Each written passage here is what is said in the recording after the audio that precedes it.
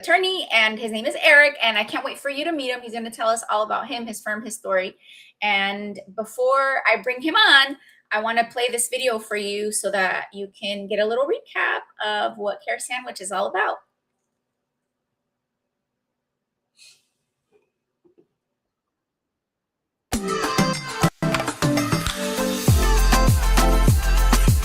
Welcome to Care Sandwich, the podcast where we dive into the success journeys of law firm owners across the country. I'm Margarita Everline, your host and the founder of Marketing Boss, a fractional chief marketing officer firm for law firms. On this show, we'll explore the challenges, strategies, and victories that have shaped law firms and how they wrap every interaction with care.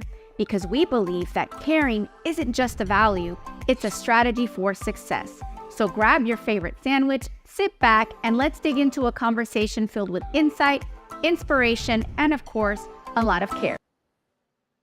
Hello, everyone. So many times people create wonderful things. They have ideas for brands, products, and in the best case scenario, like with the founder of Spanx, right?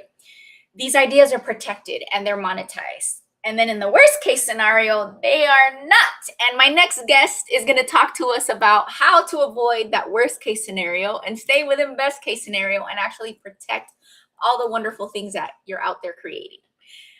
Erik, come see us in the virtual stage. How's it going? Amazing. Glad to be here with you. Yeah, excited to have you. I love talking about this area of the law because many times we think about legal as in, I have a problem. Let me fix the problem. And in your practice area, I would like to think in my fantastical mind that you get to do the fun part of law, which is create and build and set people up for success. So walk us through your what you do and how you do it and tell us the story. Yeah, thanks for teeing it up. So we're a boutique trademark law firm. We're based in Falls Church, Virginia, right outside of DC, but we work with clients all over the country, all over the world, and we help them build and protect strong brands. And so, yes, unfortunately, sometimes we have to clean up messes when people come to us after there's a problem, but a lot of the time we're helping them build a solid foundation to help reduce the odds that there is ever a problem and build that solid foundation for their business, for their brand by protecting it right from the get-go, making sure, doing a clearance search to making sure that the name looks available and that it's strong, and then filing to register it with the U.S. Patent and Trademark Office to get all the many benefits that come with the federal trademark registration that then make it so much easier to grow and build your brand because you have so many legal protections built in. And I actually got this question yesterday, and I said, this question is for Erik. When is a good time in your entrepreneurial journey, your creator journey, to hook up with a guy like you? Yeah, the answer is really ASAP. The answer, or if you're not yet started a business, but you're thinking about it, it's as soon as that idea crystallizes and you have a name in mind, or you're going to brainstorm a name, that's when you want to bring in a trademark attorney. Even if the product launch or the service launch might be 6 months or a year away, okay, you can start locking in the protection from the outset. Because what happens is if you don't lock it in from the outset and you say, let's just wait until we launch, if during that time, which could be 6 months or a year, somebody else comes up with a similar name for a similar product or service, you might be have a big problem. Is there an advantage to waiting? Because, and this is, I've heard that if you can prove that you've been using a specific name, then that actually has value as well. So you do have to show use in the United States generally, but you don't have to show use when you file. You can file to register at the USPTO based on intent to use. So that's where, to use your Spanx example, when they came up with the wonderful name, right, creative name, filing for it before it's ever in the marketplace, before anybody else really knows about the idea and the name, you start getting that protection. And then the registration process takes a year anyways, on average. So you just come back later in the process and file the evidence once you're making sales. Okay. Now, Erik, tell us about you. Like, what is your story? How did you get into this area of the law? I got into this area of law because I was interested in technology and the internet, and I was interested in particularly helping small businesses. So my first job out of law school was actually working for the government for the U.S. Patent and Trademark Office, learning all about trademarks and all about trademark registration from the inside. And I learned so much and I loved the subject area, but I saw that at the time, many years ago, there weren't a lot of firms serving small businesses. To get a trademark assistance at that time, you most likely had to go to a big full service downtown law firm. And it was very, very expensive. So we started by focusing on small businesses, by focusing on keeping the value and the cost as low as possible, the value high and the cost low, and by charging flat fees instead of billing by the hour, because knowing my wife is a small business owner, and we'll talk about that later, I think, but that's great. So you get it at home. knowing small businesses, unpredictable. Nobody wants to sign up for something not knowing how much it might cost. And that's what hourly billing is. And so for small businesses, the predictability of the flat all-inclusive fee from the outset was a game changer and has, been incredible for our practice. That's wonderful. And how considerate of you. And now I realize, because you're married to a business owner, but I work with business owners, right? And especially those that are excited about an idea, they're very gun shy when it comes to investing in anything at the beginning, because they know cash flow is key and they're wanting to grow. So it's like they have to make decisions, Right. Kind of like when you're going to the grocery store on a budget, right? If you get the filet mignon, then maybe you don't have enough for your broccoli. So this is great. So how can people get a hold of you if they're listening and they're like, oh my gosh, I want to refer, business owners to Erik and his team? What's the best way to connect with you? Awesome. If you go to Erik Pelton, it's ErikPelton.com. You can find how to connect with us. You can find all our socials. Our socials are under EMPA trademarks on all the platforms, LinkedIn or Instagram or TikTok. And I love connecting with people. I love being on podcasts. I love networking and educating business owners and other lawyers about trademarks. We've actually worked with a lot of law firms and lawyers over the years to help protect their brands. Yeah, the question I got yesterday was from an attorney. Without spilling the secret, we're thinking about a total rebrand with like a really clever name, logo, the whole thing. And we're like, should we connect with someone to protect this now, or should we wait? And you just answered that question. So thank you for that. Yeah. So Erik, what is something that you get asked a lot that you can share with our audience of attorneys specifically, since you do have experience in that space? Yeah, for attorneys, it might be, do I really need to protect it? Don't I have some, if I've already been in business for 5 years or 7 years or whatever, don't I have some protection just from using it? And it is true, you do have some protection from using it, but you have a lot more protection from registering it. And it puts you in the searchable database of the USPTO, and it gives you the ability to use the R with a circle, which is a real trust validator for your business and your brand. And it makes it so much easier if there is a conflict. If somebody's using your name without your permission online or posting content of yours, having the trademark registration makes it so much faster and easier generally to deal with any of those issues or platforms. But the latest that we're finding, I want to tell you, because I think this will be really interesting to your audience, is we know so many people are using AI to do research on businesses, products, services, right?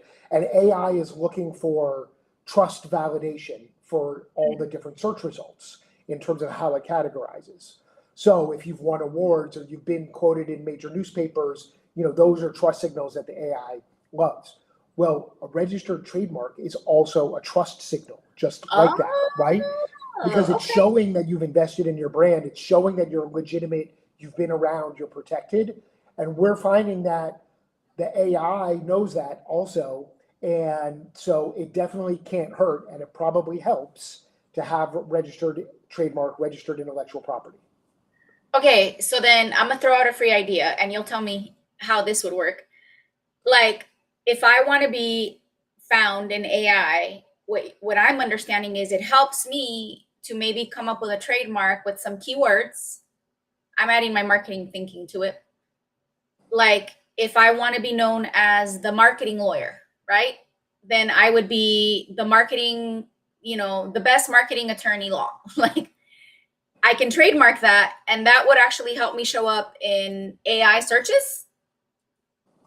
Yes, trademarking would help you show up in AI searches. The challenge is when you have a name that's very descriptive or made up of common words that explain exactly what you do, that's going to be harder to protect and harder to differentiate from your competitors and harder to stop others. So if somebody's business was called law firm marketing, it's going to be tough to protect that. So it's a balance. You want to have a more creative name, but of course, there's a spectrum of marks from made up or arbitrary words like Apple for computers to very, very descriptive names like American Airlines. Somewhere in the middle is what I think is the best, is what we call a suggestive name, where it tells you something about what they do, but it doesn't like hit you over the head with such immediacy that there's no question. And I love that, because I do have a lot of conversations, and this is exactly why I asked you that loaded question. I do have a lot of conversations with, do I use these familiar terms in my name, whether it's a law firm or any other business? And then I'm like, well, but then it's harder to protect. So it's like you have to strike a balance between the two for sure. So long story short, guys, get in touch with Erik so you can make these decisions and not run into a problem later. So Erik, I have one more question for you. It's a fun one. And actually, before I get to that one, I do have another question before the fun question. Okay. What would you say to a business owner about campaigns? Should they protect campaigns? Because I get that one a lot as well.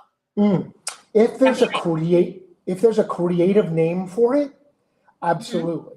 So if you have a creative name for a webinar or a new service offering or a podcast or something that you're doing to promote your business, and it's creative, like, so I have, for example, my podcast, which is dormant, hibernating right now, but it was called Tricks of the Trademark.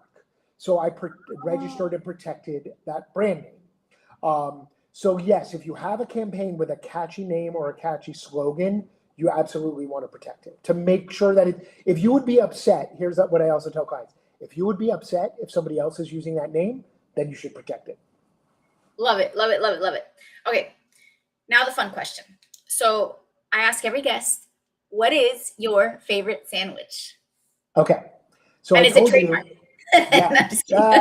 So there is a trademark related to it. So I told you about that we were going to talk about my wife's business, because my wife is a small business owner. She and her brother own 2 restaurants. So I am a connoisseur of sandwiches, because one of them is a New York style deli. So the restaurant is the deli is called Lazy Mike's, registered trademark, of course. And they are known for their pastrami. And so a Reuben or any kind of pastrami sandwich is like a go-to for me. But when I'm trying to be healthier, I have like a chicken and hummus and vegetables in a wrap is my go-to. And then when I want to treat myself, I have a Reuben. Nice. Oh my gosh, that sounds delicious. How are you skinny? I tell If people, I had that much, yes, that I much tell people access I to have to like go to the Intelli. gym like 6 days a week just to be moderately in shape. Oh my God. Oh, how fun though. And what an awesome story about you and your wife too. I bet that really adds a lot of value to you and the way that you do your work. To Yeah, like live seeing as an how they entrepreneur. run their small business, and restaurants are so different from law firms, but they are so much about hospitality and serving people, and there's a lot of lessons that we can bring into our work. It's been really cool. Yes. Yes, please. And as you mentioned that, I must share this. Like one of the things that we do here at Marketing Bosses, we have a program called Connect Convert. And you know how like you all have like your internal values, your mission, your vision. We are on a mission to transform the legal space from a space known for being cold to a space known for its empathy and its service.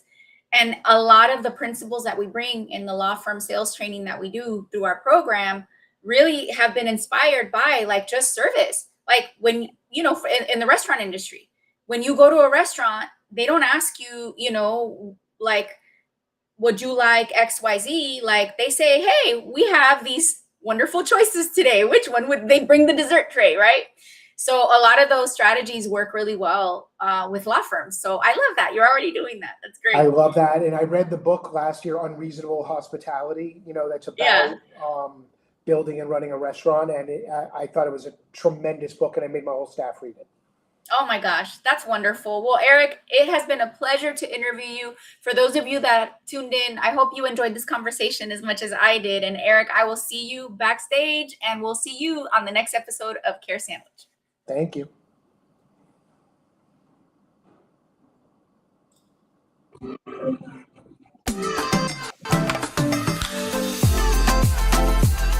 Thank you for joining us on this episode of Care Sandwich. Remember, the way we care for our clients, our teams, and ourselves can make all the difference in our success.